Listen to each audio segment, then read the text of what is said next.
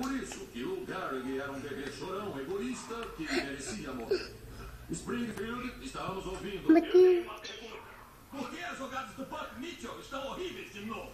Dizem que o casamento dele está fracassando devido ao aconselhamento inadequado de Homer e Marge Simpson. Eu sabia. Então, eu ganho uma camiseta ou não, sinto muito. Não precisa ter nada escrito e nem estar limpa. Pecado, Marcelo. O que aconteceu com aquele adesivo do carro? Ele já tá informando lá.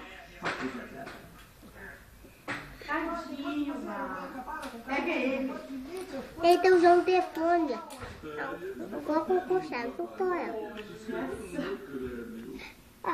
Eu vou pegar a chave, vai. Eu não queria que você aprendesse essa palavra assim. Pega ele. Nós precisamos fazer Buck e Tabitha se reconciliar. É o caso mais importante de nossas carreiras. Escute, amigo, estamos falando do negócio de aconselhamento Mas, matrimonial. depois que caiu, não adianta. Já